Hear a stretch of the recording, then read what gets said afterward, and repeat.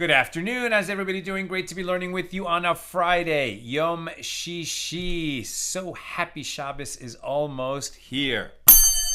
Let's light up that darkness. Who's in the house? Yehud in South Carolina, Bill in Missouri, Sharon in New Jersey, Paula in the Great Northwest, Gordo in Scotland. Always great to see you here live on Fridays. Joe in the Inland Empire, Aoife in Florida, and Elle is in the house too. Welcome everybody. Our daf. Oh, I should have said it's a double. It's a double. I didn't put that in the header, but let's see if we can keep it moving efficiently and help us get caught up another page. So hopefully we'll be doing pages 77 and 78 today. We got a head start on 77 yesterday, so we're a bit of the way down on 77a. And we're continuing our discussion of Mishna number 1 here in chapter 6 of Tractate Bava Metzia, the 22nd volume of the Talmud. So we've been talking here in chapter 6 about agreements between employers and laborers. The master said in the Baraisa, the court appraises them for that which they have done. So now we're talking about laborers who were hired and then the job ended prematurely, either because the laborers walked off, they reneged on the deal, or the employer decided that he didn't want to go forward with the job. So then what happens? So the court appraises them for that which they have done. How so? If the current wage for the part of the task that they have done was now worth 6 dinars, which is a selah and a half, as the price of this assignment increased, right? So the workers were hired. They agreed, let's say that it's 4 dinars a day is going to be what they get paid. They've done half the work, and it becomes known that somebody else up the street is hiring. They need a lot of workers, and the price of they can get more money for their time now. So they want to walk off the job, presumably to go get paid more up the street. But if they're now going to cause a financial loss, and it's going to be a loss because to hire replacement workers is going to cost more, so then what is the situation now? So there are 2 possibilities. One is that he gives them a selah, as they originally agreed upon, since they do not forfeit their stipulated wages. And the Gemara explains the rabbis hold that the laborer is at an advantage, and therefore even if the laborer reneges on the assignment, he does not lose everything. I mean, he has done some of the work, so he's not going to lose everything. The reason why he might lose quite a bit is because now the employer has to go find these replacement workers, and it's going to cost more than the rate at which he had originally agreed upon with this laborer that he hired and who's now walking off the job. And the Brisa states that there's a second possibility. Or these people who were hired, to do a job at a specific rate, they finish their work and they take 2 selah. And the Gemara asks, well, isn't it obvious that this is the case? This is the sum that they agreed to at the outset. And the Gemara responds, no, it is necessary to state this law in a case where the price of labor increased during the day and the laborers rebelled and did not want to work anymore. And the employer went and appeased them, and they agreed to finish the task. Now, what does it mean that he appeased them? If he said, okay, I know you can get more money up the street, so for the afternoon, for the second half of the day, I'll pay you at a higher rate, and that rate is, and he gave a number, okay, so then they have a new agreement, and both sides agreed to it, and the work continued. Now, you could ask, well, how was the employer, why did the employer agree to this higher rate? Because he had no choice. Is this duress? And so he could deceive the workers. And we said, well, he cannot deceive the workers if he can find replacement workers. But he can only find replacement workers at this higher rate. So if he agreed to that higher number specifically, he would be on the hook for that. But if he said, okay, look, I'll pay you more in the afternoon. What did he agree to then? Did he agree that he would now pay them the new going rate in the area?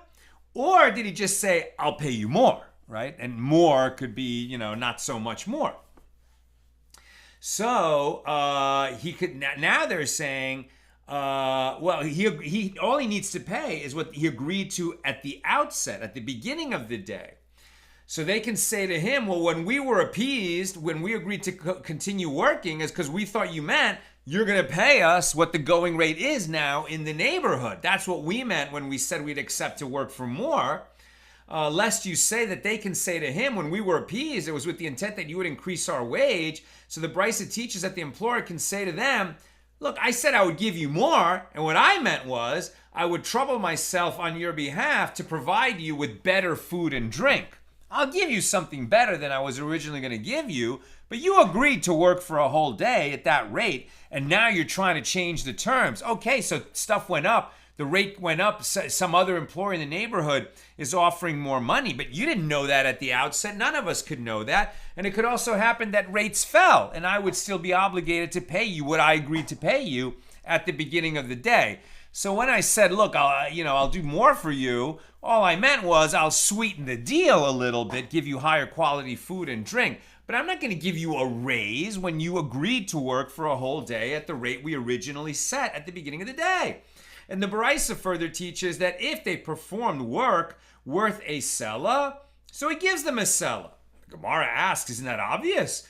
And the Gemara explains, no, it's not obvious. It is necessary to say this in a case where the price of labor was inexpensive at the outset, and he hired them for 1 dinar, more than accepted, and ultimately the price of labor increased, and the going wage now stands at the rate of 1 dinar. In other words, he could hire workers. The going rate was 3 dinars per day.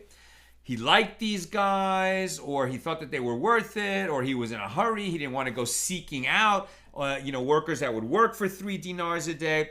So he agreed to give these guys 4 dinars a day in a locale where other workers were available for 3 dinars a day. Then we go through the same thing, that the rate went up in this neighborhood. So now the rate has gone up to 4 dinars a day. Now that's what he agreed to pay them. 4 dinars a day. And now that is the going rate. These workers could say to him, you agreed to pay us 1 dinar more than what the going rate was. Now that the going rate is 4 dinars, you owe us 5.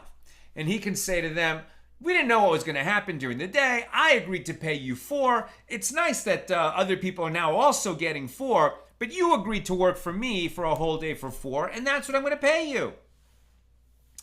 The Gemara elaborates, lest you say that they can say to him, you offered us a dinar above the going rate, so now give us 1 more dinar than the current rate to counter this. The Baraisa teaches us that he can say to them, when I said to you that I would add 1 more dinar, the reason was that it was not clear with regard to you that you would be willing to work for the lower wage. So I increased it. I made an offer to make sure that you would take the job because I needed somebody to come. But now that it is clear, since you did agree to work for the 4 dinars a day, I don't have to give you another raise now just because other people are getting 4 dinars and you think you're worth 1 dinar more than anybody else. You agreed to work for 1 dinar, for 4 dinars a day, and that's what I'm going to pay you.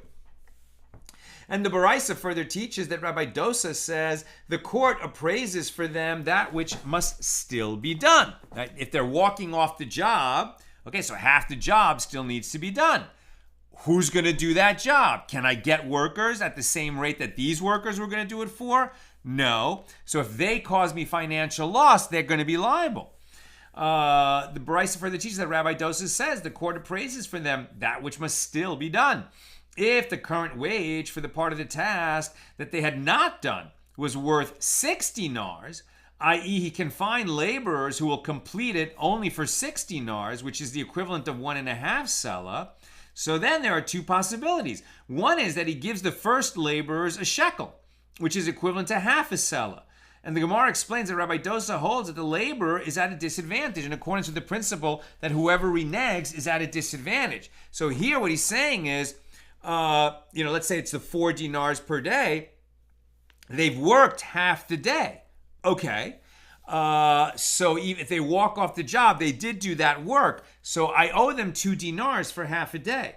But if I have to go spend 6 dinars to get the rest of the work completed, they're not going to get paid. I'm going to shift what I owe them over to the wages that I need to pay, the much higher wages that I need to pay to find somebody else to complete the job. Now, this is also incentive for them to keep working and finish the job and get their 4 dinars that they contracted, to receive for a day's work.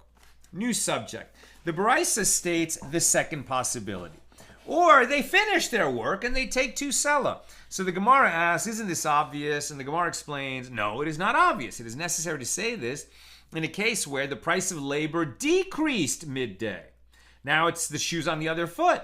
And the employer reneges, right? The employer rebels, seeking to cancel the agreement since he can now find laborers that'll work for less. And the laborers went and appeased him so that he would let them continue their work. So lest you say that the employer can say to them, when I was appeased, that was with the intent that you would decrease your wages from me. Therefore, the Baraisa teaches us that the laborers can say to him, when we spoke and we said, okay, we'll work for less, we meant that we'll get the same rate. We'll do a little bit better work for you, a little bit harder work for you. But we want to get the 4 dinars that we contracted to receive for this day's work. Since the price of labor went down in the region, we said, okay, we'll do a little more for you. But that doesn't mean that we're going to accept that you're going to only pay us 3 dinars or 4 or 2 dinars for a day's work. It just means that we'll do a little bit of extra work. And the employer loses that argument if he's trying to stiff them and not pay the amount of money he originally agreed to pay. And the Baraisa further teaches that Rabbi Dosa said, and if the current wage for the part of the task that they had not yet done was worth a sela, so he gives them a sela. Gemara says, isn't that obvious? No, it's not obvious. Rav Huna, the son of Rav Nassan, says, it is necessary to state this in a case where they reduced for him the accepted price by a dinar at the outset, and ultimately the price of labor decreased, so that the standard wage became equal to the price they agreed on. And Rav Huna explains, lest you say that the employer can say to them, well, you said to me that you would accept wages of a dinar less than the market value, right? Normally, people are getting 4 dinars. He found guys that'll work for 3 dinars because I guess there's so many people available and they want to get to work. They want to get the job. So they say, listen, we'll do it for 3 dinars. And then the price drops and everyone is working for 3 dinars, perhaps because these guys took the job for 3 dinars. And then the employer says to them, well, look, you were willing to work for 1 dinar less than the market rate, the going rate. Now the going rate is down to 3 dinars a day. So I'm going to give you 2 dinars. Answer, no, you can't do that. The employer agreed to pay 3 dinars and he's on the hook for that. And the explanation is that the laborers can say to the employer, when we said to you that we would agree to a dinar less, that was when it was not clear that you would be willing to pay us. In other words, we agreed to that in order to get the job. But once it was clear that you would pay because you agreed to pay, well, then we made a deal, and that deal was for 3 dinars a day, and you can't change it now. Now, with regard to the same dispute in the Baraisa, Rav said the law is in accordance with the opinion of Rabbi Dosa. And the Gemara asked, did Rav really say that? But doesn't Rav say that a laborer can renege from his commitment even at midday? Renege meaning you can walk off a job. There's no, you're not forced to keep working. You get paid. You can always quit your job and get paid for the work that you've done. The problem is if they can't replace you and they were relying on you to finish the job and there's going to be a financial loss because you walked off, then, you might lose some of your wages. But you don't have to keep working. You're not a slave, and that's why you can always walk off the job. Doesn't Rav say that a laborer can renege on his commitment even at midday. And if you would say that there is a difference for Rabbi Dosa between hired work and contracted work, as a hired laborer can renege, but a contracted laborer cannot, well, is there really a difference for him? But isn't it taught in a baraisa with regard to one who hires a laborer? And at midday, the laborer heard that a relative of his had died, and he has to tend to the burial. Or if the laborer was gripped with fever and could not continue to work. So if he is a hired laborer, the employer gives him his wage. If he is a contract worker, then he gives him his contracted payment. Now we're on page 77b. And the Gemara explains, whose opinion does this baraisa follow? If we say it is in accordance with the opinion of the rabbis, why does the baraisa rule that he receives his full payment, specifically in a case where the laborer heard that a relative of his had died, or if he was gripped with fever, but where he was unable to work due to circumstances in other words, where he was unable to work due to circumstances beyond his control? When he is not compelled by circumstances beyond his control to stop working, this should also be the law. After all, the rabbis said that the laborer is at an advantage, meaning he's not a slave. He can walk off the job. Rather, is it not correct to say that this baraisa is in accordance with the opinion of Rabbi Dosa? And one can learn from it that Rabbi Dosa does not differentiate between hired work and contracted work in this regard. There's a note here. Since he is a contracted worker paid by the assignment, right, as opposed to by the hour, so even if he was called away due to circumstances beyond his control, he should simply return to the task when he is able, to be paid when he completes it. And the commentaries explain that the law in the Gemara explains only to work to which time restrictions apply. For example, a task that must be completed before an upcoming festival. So in this case, the employer will have to find a replacement worker. And that's where contract work starts to look like, time work, time contract. Hired labor is, like I said. Now, Rav Nachman Bar Yitzchak says the ruling of this baraisa is stated with regard to a matter that involves financial loss if the work is not completed. Consequently, the employer is at an advantage. He's at an advantage in the sense that a hired laborer can always walk off the job. But if there's no one to replace him, then walking off the job causes a loss. And that's why now he's not going to get the wages that he would have gotten because those wages have to be used to hire the replacement. But if at a higher rate. But if a replacement is readily available at the same rate, then the guy walks off the job, just gets paid for what he did, and he goes on his way. And the employer, it's a bummer for him. That's what it means. He has a grievance, but there's no monetary claim because he can hire replacement workers at the same rate. We learned in the Mishna, whoever changes the terms that were accepted by both parties is at a disadvantage. Makes sense. And whoever reneges on an agreement is at a disadvantage. Makes sense. And the Gemara asks, granted, with regard to the statement, whoever changes is at a disadvantage, one can understand this as the Tana taught us an unattributed Mishnah in accordance with the opinion of Rabbi Yehuda, indicating that it is the law. But concerning the clause, whoever reneges is at a disadvantage, what does this serve to add? What is the difference between changing the terms of the agreement or reneging? Presumably changing the terms could include just renegotiating the rate. Reneging is like walking away. Or is there some other difference? Let's see. Does it not serve that when we say reneging, the one who reneges is at a disadvantage? What is this adding to when we already heard that one who changes the terms is at a disadvantage? Does it not serve to add the law of a laborer?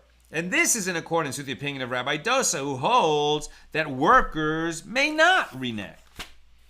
Evidently, Rav's ruling does not accord with the opinion of Rabbi Dosa. Rather, Rabbi Dosa is saying two laws, and Rav holds in accordance with his opinion in one of them and disagrees in the other. Rav does not agree with Rabbi Dosa's ruling that laborers are at a disadvantage, but he does agree with him with regard to the manner of calculating the wages. So if you wish, say a different interpretation of the Mishnah. The phrase, whoever reneges is at a disadvantage, is not discussing employment arrangements, but is referring to that which is taught in a baraisa. Whoever reneges is at a disadvantage. How so? If one sold a field to another for 1,000 dinars, and the buyer gave him 200 dinars as a down payment, and then one of them reneged, when the seller reneges on his commitment, the buyer is at an advantage. Right? So somebody's trying to pull out of a deal. When you say that a worker is walking away from his work, he's also backing out of a deal, but there's the extra nuance and wrinkle of employer, employee, the one who hires and the one who agrees to work. They have reached an agreement, and somebody's seeking to walk away from an agreement. So there is that aspect of it. But there's also the extra aspect of you have to pay somebody for work that they did. By contrast, if there was a purchase and sale agreement and some of the money had been paid, and then somebody else wants to walk away from that purchase and sale, that's reneging, and the one who reneges is at a disadvantage, but it doesn't have that extra wrinkle of an employer and an employee in a labor situation. So here, right, if one is selling and one is buying, and the seller wants to renege on his commitment, so now the buyer is at an advantage in the sense that, he's at a disadvantage. He wanted to just do the deal. The seller reneged, but now the buyer is at an advantage, meaning he has a choice of how he wants to handle this. So consequently, if the buyer desires, he may say to the seller, give me back my money that I gave you as a down payment, or give me land corresponding to the value of my money. If you will not give me all the land, I was going to buy this whole field for 1,000 dinars. I gave you 200 as a down payment.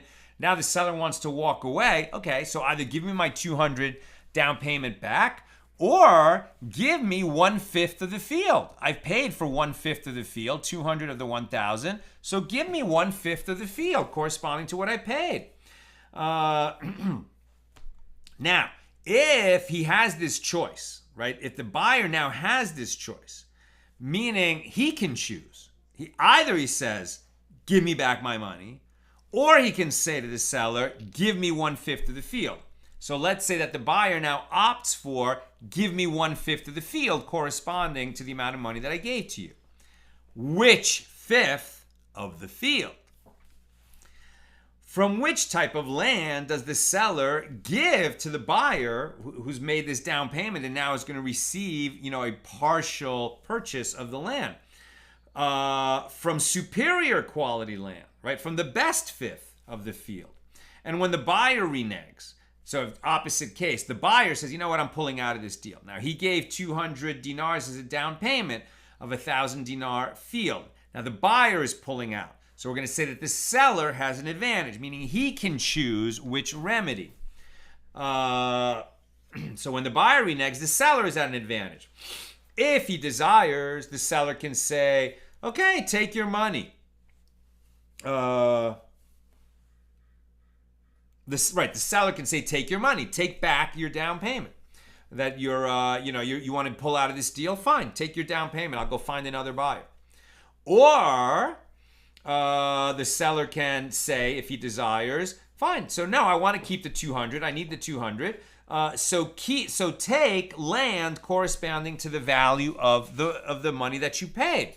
Take 1/5 of the field. But the seller has the advantage now. So which fifth is the seller going to give to the buyer who's trying to pull out of the deal and not complete the purchase of the whole field? The superior quality land? No. Inferior quality land. Inferior, not even intermediate, but the worst of the field. Now that you're pulling out, you gave me 200? Fine, I'm keeping the 200. I'm going to give you 1/5 of the field. Which fifth? The worst fifth, right? And it's because the seller has the advantage. He can choose which fifth the buyer gets, because the buyer reneged. Now the Brisa continues. Rabban Shimon ben Gamliel says, we teach them from the outset not to renege, so that the agreement will not be canceled and end in conflict. How so? the seller writes for him a bill of sale that states, I, so-and-so, the son of so-and-so, sold such and such a field to so-and-so for 1,000 dinars, and of them he gave me 200 dinars. And therefore now he owes me 800 dinars. So in this manner, the buyer acquires the entire field, and the buyer returns the remaining 800 dinars to the seller even after several years, meaning that the remainder of the payment for the field has been transformed into a standard written loan. So what we said is, it's not a down payment on the field, and then when you finish giving me the other 800, you'll get the field. Rather, we made a deal. I was selling you this field for 1,000 dinars. You gave me 200. Take the whole field, and you owe me 800. The 800 is now a loan. Presumably, you could go seize part of the field if the guy never pays. You could establish it that way, but the land has changed hands, right? And what's left to pay is now considered a loan, not the missing payment that will later finalize the transaction on the field. The master said in the Baraisa, from which type of land does the seller give the buyer? Now, if we didn't do this, we didn't do what Rabbi Shimon ben Gamliel said, but rather it was a down payment, and now the seller, and now the buyer, let's see who's reneging here. The master said in this Baraisa that we're discussing, from which type of land does the seller give to the buyer? From superior quality land. This is because the seller reneged, and the buyer gave 200. He says, okay, I want land, so I can't have the whole field. Fine, give me 1/5 of the field, and I want the best fifth. Now, it may enter your mind to say that this means from the most superior quality land of all the seller's property, not just the best of this field, but let's say the seller has other fields, and now that the seller has reneged, the buyer says, well, I want 200 dinars worth of land, and I want it from your best land, not even the best of this field, but the best of any land you have anywhere. That's not going to work. Right? It may enter your mind to say that this means from the most superior quality land of all the seller's property. And the Gemara asks, but even if the buyer is considered to be like only a regular creditor, we learned in a Mishna in Tractate Gittin 48b that a creditor has the right only to intermediate quality land, not superior quality land. And furthermore, there is this specific plot of land for which the buyer paid money. Why should he receive superior quality land? And certainly, why should he receive superior quality land from some other plot? So Rav Nachman Bar Yitzchak said, when the Baraisa refers to the type of land that may be claimed after the buyer or the seller reneges, it means from the most superior quality land that is within the agreed upon plot of land, or from the most inferior quality land that is in the agreed upon land, right? If the seller reneges, the buyer can get the best fifth of that field. And if the buyer reneges, the seller chooses to keep the 200 down payment, and he's going to give a fifth of the field, he can give the worst fifth of that field, not of some other of his land that's rotten. Rav Acha, the son of Rav Ika, said, you may even say that the Baraisa means from the most superior quality land of all the seller's property, as there is a specific reason why that should be the case here. Ordinarily, one who buys land for 1,000 dinars will not have such a large sum on hand to carry out the transaction. Rather, he will significantly reduce the price of his possessions and sell them at a loss so as to obtain the money. So if the seller reneges and the buyer does not acquire this large plot of land, he will have suffered a significant loss, and he will be like an injured party. And we learned that same Mishnah that the court appraises superior quality land for payment to injured parties. So therefore, in this case too, the seller must provide land of the highest quality, not just the best of this fifth of this plot that they agreed to sell, but the best of any land that the seller owns. You could say that. I don't think the law ends up there, but you could say that. Now, it is further stated in the Baraisa that Rabbi Shimon ben Gamliel says, we teach them not to renege, right? In other words, we arrange it for them, the court arranges it for them, or the rabbis arrange it for them, sort of make a deal that is going to be more, or that is going to be much less likely to lead to reneging. How so? It's not a down payment that won't be finalized until the guy comes up with the rest of the money, but rather, no, you're selling that land today. Part of it is for cash and part of it is a loan that's going to be paid later, but the land changes hands today, therefore there's no reneging. You might have a problem collecting the loan later, but the land has changed hands. As we just said, right? Rabban Shimon Gamliel says we teach them not to renege. How so? He writes for him, I so-and-so, the son of so-and-so, sold it for such a price, and therefore, part of it was cash, the rest is a loan. Now the Gemara asks, the reason they cannot renege is that the seller wrote this for the buyer in the contract. Evidently, if not for this being specified in a document, then the buyer does not acquire the land immediately, right? If they make the contract that way, then it's partially cash, partially loan, and the land changes hands. Otherwise, we're back to the first situation. Here's a 200 dinar down payment. I owe you 800 dinars. Okay, when you pay me the 800 dinars, then you'll get the land. Now the Gemara asks, but isn't it taught in a baraisa with regard to one who gives a down payment to another and says to him, if I renege, my down payment is forfeited to you, and the other person said to him, if I renege, I will double your down payment for you. So then these conditions are in effect, i.e. the court will enforce the conditions stipulated between them in this contract. This is the statement of Rabbi Yosef. And the Gemara comments that Rabbi Yosef conforms to his standard line of reasoning, as he says, a transaction with inconclusive consent, that's what he means by an asmachta, nevertheless effects acquisition, even though it is a commitment that he undertook based on his certainty that he would never be forced to fulfill the condition. It is still considered a full-fledged commitment. You made the commitment. Maybe you thought you were never going to have to honor it. You're going to be able to walk away from it, but you made a commitment and you're bound by it. The Gemara, according to Rabbi Yosef. So the Gemara continues its discussion of the Baraisa. Rabbi Yehuda says it is sufficient that the down payment effects acquisition of merchandise commensurate with the amount of his down payment. Rabban Shimon ben Gamliel said, in what case was that statement said? It is when the buyer said to the seller, my down payment will affect acquisition of the merchandise. But if one sold another a field for 1,000 dinars and the buyer paid him 500 dinars of that sum, he has acquired the entire field and he returns the rest of the money to the seller even after several years have passed. In other words, partial cash, partial loan, and even if the loan doesn't get paid off for a few years, nevertheless, the field changed hands at the time they made the transaction. So evidently, Rabban Shimon ben Gamliel maintains that even if they do not have an explicit contract, the buyer's first payment finalizes the sale, rendering the remaining payment a standard loan. If so, why does the previous baraisa state that Rabban Shimon ben Gamliel holds that such a contract must be in writing? And the Gemara responds, this is not difficult, la kasha. This ruling that the down payment serves to effect acquisition only if they specified in writing that the remaining payment would be considered a loan is stated with regard to a case where the seller goes in and goes out for money. Goes in and goes out for money. What does that mean?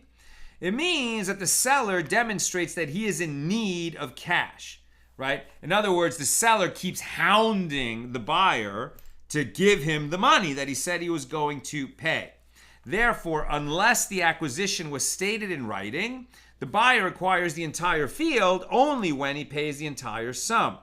That ruling that the down payment affects full acquisition regardless of whether or not it is written in a contract is stated with regard to a case where the seller does not go in and go out for money, meaning he's not in immediate need of cash. Therefore, it's acceptable to him that part of it is coming now and is cash, and the rest will come as a loan to be paid, who knows when, not so quick. Because he's not in such a hurry, the land does go out, and he takes the cash that he got, and the rest is a loan.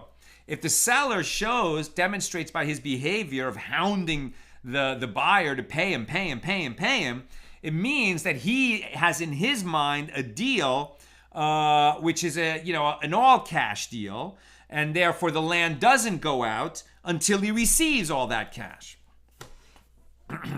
This is as Rava says. With regard to one who sells an item to another and then goes in and goes out for money, the buyer has not acquired it, as it is clear that the seller sold it only because he needed the money immediately. And the terms of the deal were, you get it when you give me the money, otherwise you don't get it.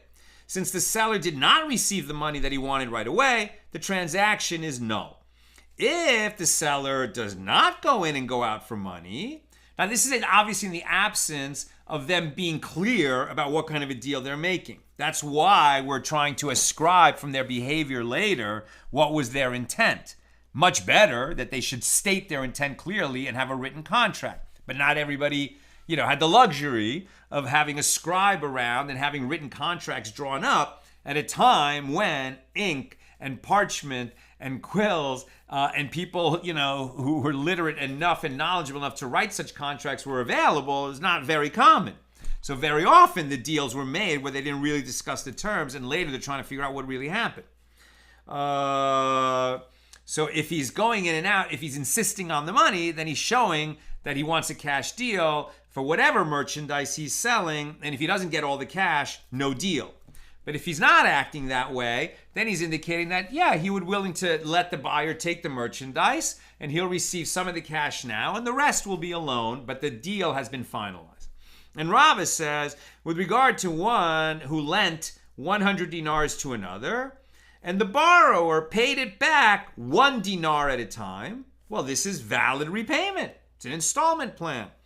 But the lender has grounds for a grievance against him for repaying him in this manner, as he can say to him, you caused me to lose out, as it is easier to use a lump sum than a few coins at a time. It's nice to have this income stream, but I really would have preferred to have, a full purse of, even if you paid me like every 6 months, it would have been better, where I would get lump sums each time, because then I could make those lump sums, I could do business with them.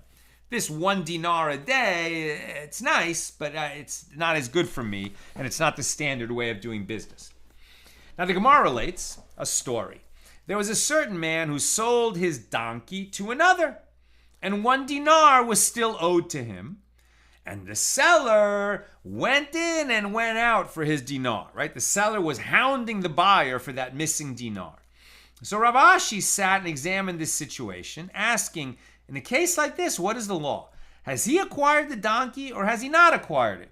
Now we said that if the seller is pressuring the buyer to complete the purchase, right? In other words, to give all the money that he agreed to pay, then that indicates that he wants a cash deal and that the merchandise has not been acquired by the buyer until all the cash has been paid. Whereas if the seller is not acting that way, it would be okay for him to say, a donkey that's worth 100 dinars, that he would take 50 dinars now and the other 50 could be a loan. But here, if the donkey was worth 100 dinars, 99 had been paid. And yet, the seller is acting like, aggrieved, and I need that last dinar. I need that last dinar. Give me that last dinar. So even though he received 99 1/100ths of the price, he's acting like someone who needed all the cash or no deal. So since he's acting that way, maybe even the fact that there's only 1 dinar missing, nevertheless shows that this was not a completed purchase. And the buyer did not acquire the donkey. In a case like this, what is the law? Has he acquired the donkey or has he not acquired it? So Rav Mordecai said to Rav Ashi, this is what Avimi of Hagronia said in the name of Rava, 1 dinar is considered to be like multiple dinars, and therefore he has not acquired it. Even though the seller got 99 out of 100, he's acting like someone who will not sell for less than 100. That's why he's pressuring the buyer to give that last dinar. The buyer's not giving that last dinar. Seller has not sold the donkey. The donkey still belongs to the seller. Rav Acha, the son of Rav Yosef, said to Rav Ashi, but we say in the name of Rava that in this case he has acquired it. Rav Ashi said to him, in resolution of the apparent contradiction between these two versions of Rava's ruling, interpret your halacha, your law, with regard to one who sells his field due to its poor quality. In other words, he is eager to sell not due to financial pressure, but because he wants to get rid of this low-value field. His persistent demands for every last dinar are due to his fear that the buyer will change his mind and cancel the transaction. We are on page 78a now. The Gemara discusses a similar case. It is obvious that if one wants to sell his property for 100 dinars, but does not find a buyer, and in actuality he sells property for 200, and he goes in and goes out for money, the buyer has not acquired the field, as it is clear that the seller performed the transaction due to financial straits. But if he wants to sell his property for 100 and does not find a willing buyer, and the case was that if he troubled himself, he would find one, and instead he did not trouble himself and he sells the property for 200, and then he goes in and goes out for the money, then what is the law? Is he considered like one who sells a field due to its poor quality or not? No answer was found. Teku, this was left unresolved. The Mishnah teaches that if one hired a donkey driver or a potter, back to our Mishnah number 1, this is the last comment, we're almost finished with the discussion of Mishnah number 1, here in chapter 6. So the Mishnah said, if one hired a donkey driver or a potter, and they reneged, and the goods would be lost, so he may hire other workers at a higher price to complete the job, and because he's at a risk of financial loss, he can charge the ones who accepted the job and then reneged, he can, charge them and make them pay for the replacement workers. Or he may deceive them to make them agree to return to work, meaning he can say, listen, you should not renege on this job because if I have to go hire replacement workers at this point, it's going to cost 10 times what I was going to pay you, and you're going to have to pay me that much money. You might as well finish the job and make some money rather than be on the hook for much more money. And the Gemara asks, up to what amount may he hire at their expense? If he has to hire more expensive workers, is there a limit to how expensive those workers can be? And Rav Nachman said, up to their wages. I.e., if the first workers did part of the work and the employer had not yet paid them, he may add the amount that he owes the original workers to the new workers' wage. And Rava raised an objection to Rav Nachman, but it was taught in a baraisa that he can hire at their expense for up to 40 or 50 dinars. And Rav Nachman said to him, when that baraisa is taught, it is with regard to a case where the bundle has come into his possession, i.e., the original worker left his tools with the employer. In this situation, the employer has more financial leverage, as he can sell the contents of the bundle, meaning he can sell the first worker's tools to pay for the replacement workers. And that concludes our discussion of Mishnah number 1 here in chapter 6. Mishnah 2. With regard to one who rents a donkey to lead it on a mountain, but he led it in a valley, or one who rents a donkey to lead it in a valley, but he led it on a mountain, even if this path is 10 mil, think miles, and that one is also 10 mil, and the animal dies, he is liable. With regard to one who rents a donkey to lead it on a mountain, but he led it in a valley, if it slipped and injured itself, he is exempt. But if it died of heat stroke, he is liable, as it was the walk in the hotter valley that caused the death. With regard to one who rents a donkey to lead it in a valley, but he led it on a mountain, if it slipped, he is liable, because this was caused by the mountainous terrain. But if it died of heat stroke, he is exempt. If it suffered from heat stroke due to the ascent, then he is liable. With regard to one who rents a donkey and it became ill or was seized for public service, the owner can say to the renter, that which is yours is before you, and he is not required to reimburse the renter or supply him with another donkey. If the animal died or its leg broke, the owner is obligated to provide the renter with another donkey. That concludes Mishnah number 2. Now the Gemara. So we have 2 basic principles operating here. One is, just like when you're renting a car, right? If you're renting a car, you read your agreement probably says you're going to use normal usage, right? So when you're renting a car, it's expected that you're going to drive it, on roads, right?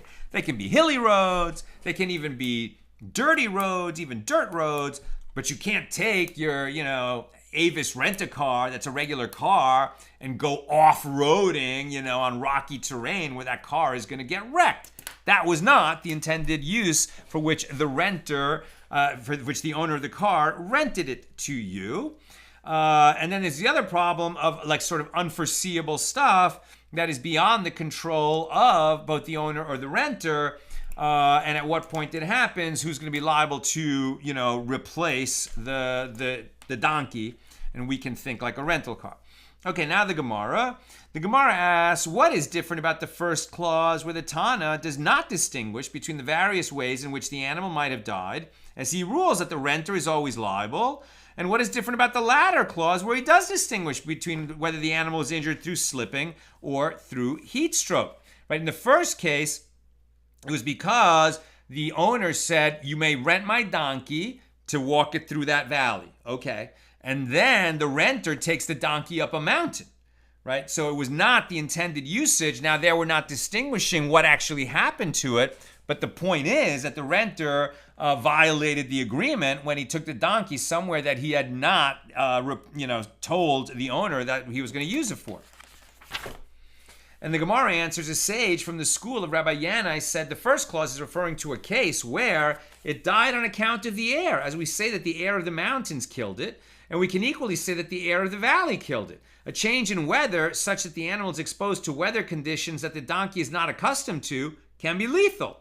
Rabbi Yosef Bar Chanina said the Mishnah is referring to a case where it died on account of exhaustion, as it can be assumed that this was caused by the weather, or by conditions that the donkey's not used to. And that's why the owner said, sure, you can use my donkey in the valley.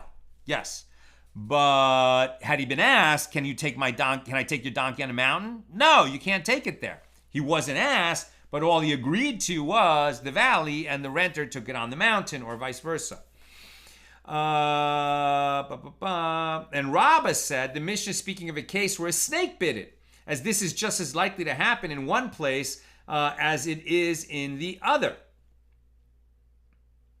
That would indicate that it should not be the renter's responsibility.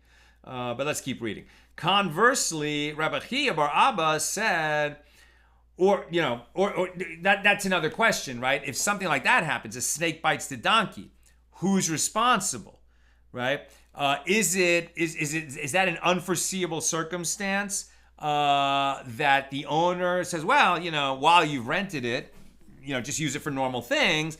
And then if a snake bites it, well, the snake could have bit it, whether it was in the owner's stable or out on the road with the renter. Or do we say that the renter undertook to bring back the donkey that he paid to use? And if a snake bit it, too bad. You should have made sure a snake didn't bite my donkey. But let's keep going. Conversely,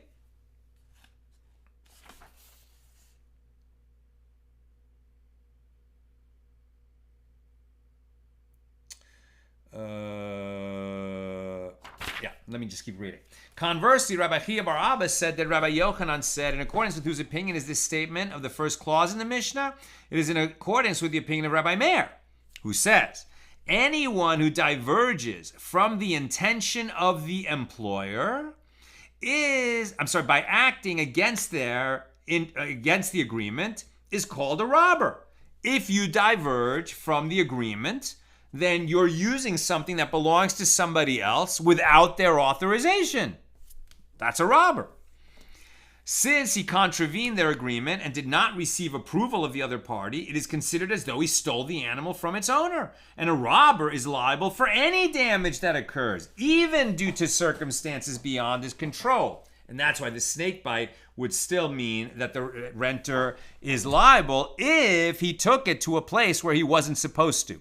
So even though the animal didn't die because it was on a mountain or in a valley, still, if the guy who rented the animal took it to a place where he was not authorized to take it, then he's going to be liable the same way that a robber would be liable.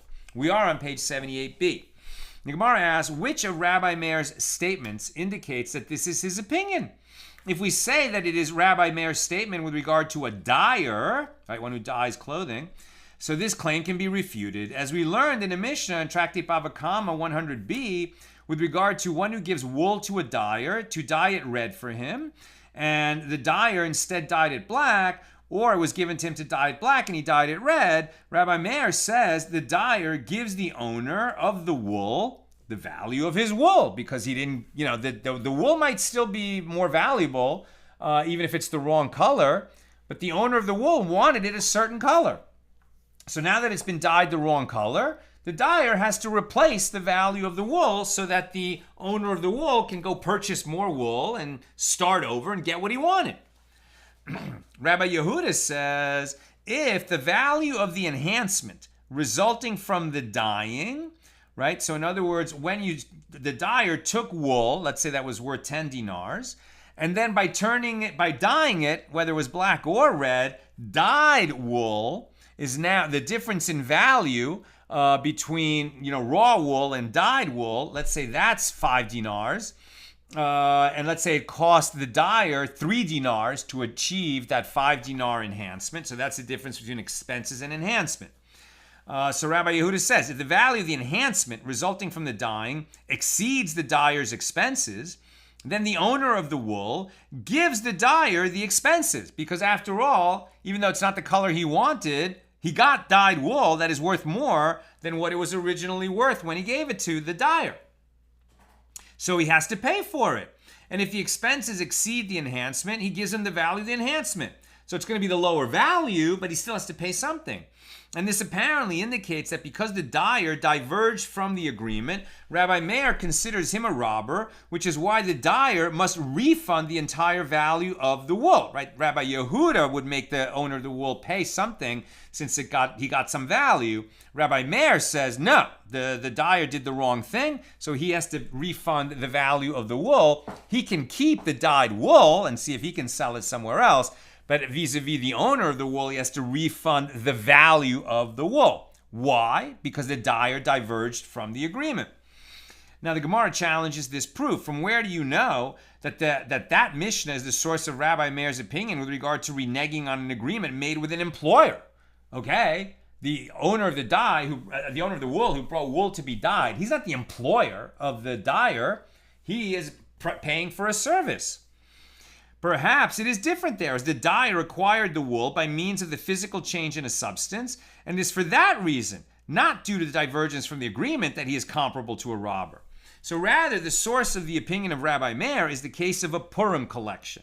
Right? On Purim, we collect money from the community. We did this at Accidental Talmudists, right? We took donations that day, and rather than fund our operations as a nonprofit, all the donations that came in on Purim, we gave to needy people because it's a mitzvah, a commandment on Purim to give charity to the poor. And very often, you don't have poor people handy to give charity to, so you give to an organization that gives charity to the poor. So, the Purim collection, i.e. money collected for the Purim feast for paupers, may be used only for Purim. Right? So interesting that when you give charity to people on Purim, it's so that they can enjoy Purim and that they can have a Purim feast. But maybe you can't give them charity on Purim and they go use it to buy shoes. Really? Let's keep reading.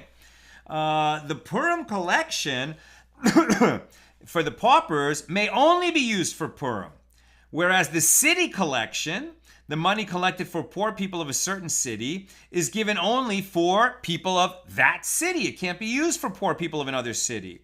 And one does not scrutinize the matter by limiting the allocation for the poor to the exact costs of the meal and no more. But they acquire the calves and slaughter and eat them, and the remainder of the money, over and above the cost of the Purim feast, goes to the charity fund and is used for other charitable needs. It doesn't have to be only used for Purim, but it does need to be primarily for Purim. So Rabbi Elazar says, no, this is not the case.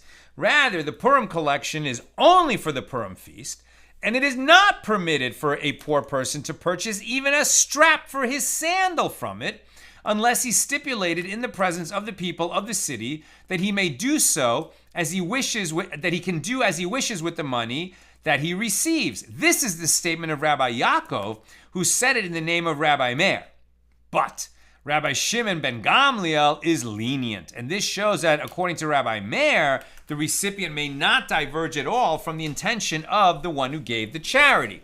Now, there are strings attached to charity, right? Very often, a donor will say to a charity, you have several functions that you do as a charity. You feed the poor, you shelter the homeless, and you educate the poor. I would like my donation to go to educating the poor. So all of the proceeds of that donation have to go to the special sub-fund, let's say, of that charity for education, and that needs to be honored. But if he didn't make such a stipulation, then the charitable organization could use it however they see fit. And we seem to be seeing the same thing there. Rabbi Meir, much more stringent. It has to be used exactly within the mission as the donor understood it. And Rabbi Shimon Gamliel will say, we're talking about charity for the poor. It doesn't only have to be for the Purim feast. It could be for other things too. Now, the Gemara refutes this proof. Perhaps there, too, this is considered an explicit condition, as it was with the intent that the poor person use it for Purim, that the donor gave money. But he did not give it to him with the intent that he use it for anything else. Consequently, that is why Rabbi Meir rules stringently in a case of this kind, where the recipient diverged from the specified intention of the giver. So that doesn't prove what we're talking about here when we're talking about the guy who used the donkey on a mountain versus in a valley when he rented it. So rather, the proof that Rabbi Meir maintains that one who diverges from an agreement is considered a robber and therefore is going to be liable for anything that happens to the donkey, even circumstances beyond his control, once he took it outside what they agreed upon where he could use it. That's what it means to categorize him as a robber. Where do we learn that from? It's from this statement of Rabbi Meir. As it is taught in Baraisa, that Rabbi Shimon ben Elazar says in the name of Rabbi Meir, in the case of one who gives a dinar to a poor person to purchase a robe for himself, the poor person may not purchase a cloak with it.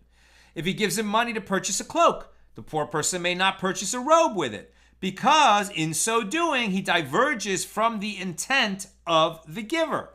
But the Gemara rejects this proof as well. Perhaps it is different there, as they will come to suspect the giver of going back on his word. For people will say that so-and-so said, I am purchasing clothing for such and such a poor person, but he did not actually purchase it. Alternatively, people will claim that he said, I am purchasing him a cloak, but he did not actually purchase it for him, as they did not see the poor person wearing the item that they heard the giver promised to purchase for him. So in other words, in this case, the poor person might not diverge from the intent of the giver in order not to discredit the giver in the eyes of the public. I'm almost done. Questions or comments, please get them in. So the Gemara responds, if so, if this is the reason, let the Mishnah teach because of suspicion. What is the meaning of the phrase, because he diverges from the intent of the giver? Conclude from it that he is called a robber because he changed and departed from the terms of the agreement. And this shows that anyone who diverges from the intention of the employer is called a robber. So evidently, this ruling is in accordance with the opinion of Rabbi Meir. We haven't established if it's the law, but it does seem to be the law since it was an unattributed Mishnah that said, if one who rents a donkey to lead it on a mountain, but he led it on a valley, or he rents a donkey to lead it in a valley, but he led it on a mountain, so even if the route is the same length, if the animal dies, he is liable. So even if it dies of a snake bite, he is liable because he diverged from the terms of the agreement, and that puts him in the category of a robber who's using property of someone else without their permission. And so that's consistent with Rabbi Meir's view, and it's the law in this Mishnah. That's what I've got for us today. With God's help, we'll be together again tomorrow night after Shabbos ends in LA. Few questions. Joseph, what if two workers have agreed to two different wages relative to minimum wage and a personal agreement with management, but find out that they receive less than others who are paid more or less time and labor? Is this an unfair arrangement? Great question, right? So one way to approach it is, well, that's the market rate. Other people are the market rate. These guys agreed to take less.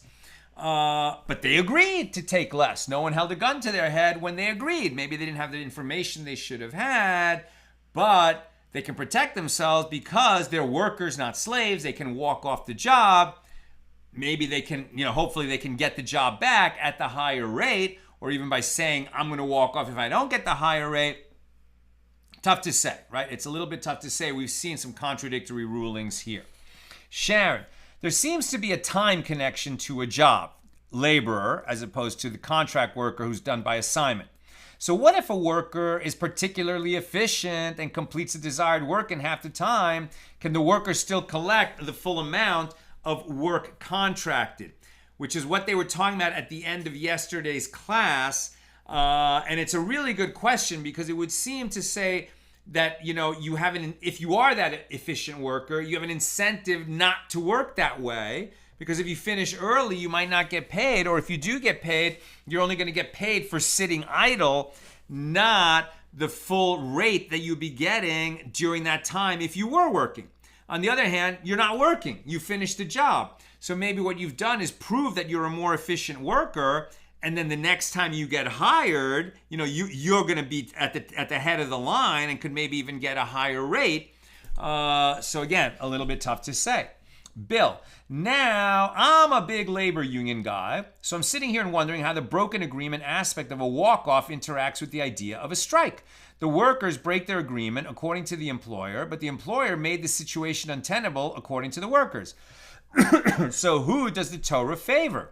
It sounds like the workers, because the laborer is at an advantage and can simply leave, but there's the specter of the curse for broken agreements, as well as reputational damage. Will he get hired again? And then remember that there's always going to be the distinction: are other laborers available, right? Are scabs around who can be hired, who will take the job, and then there's no financial loss to the employer. On the other hand, if the employer is going to have to pay a lot of money to get the work done, and he's going to have a big financial loss if he doesn't hire those workers at a higher rate, then these guys who walked off the job are really, they're not going to get paid even for the work they've already done. So the workers have an advantage as long as there's plenty of workers around. Interesting, right? You would think when there's fewer workers, they would have a bigger advantage. And they do, as long as they negotiate properly and get clarity at the time of being hired. So often, right? Over and over and over again, we're encountering problems that come up because people didn't specify all the terms that they needed to specify at the outset, and then the court is left picking up the pieces later when we're in litigation, right? But so much litigation and just disagreement between people can be avoided if we're clear at the outset. Joe, when the boss hires workers and offers each his own salary, can those who are paid less demand more? After all, there is no union. Doesn't the boss have the right to evaluate each person's talents in offering a wage? Right, and we've been talking about the going rate for workers, but that assumes that workers are fungible. You're making an excellent point that workers are not fungible. There's good workers and bad workers, mediocre workers and excellent workers, right? And why wouldn't you pay a worker who's excellent more than a worker who's mediocre? And that, can certainly be factored into the analysis of this. And Richard says, would it be cash payment in full? I'm not sure when you asked that question, because we covered a lot of ground today. But if it was with respect to, buying a field, and the guy says, I want, he's obviously particular about getting the cash payment in full, and some of it is still missing, then there was no deal, because he's shown that he's particular about getting all of it, and therefore the field or the merchandise did not change hands. That's what I've got for us today, and with God's help, tomorrow night after Shabbos ends, it's getting to be summer. It's very late, but I'm really doing my best to get on as soon as I can after I get home from shul on Saturday night. So hopefully, like by 9:30 p.m.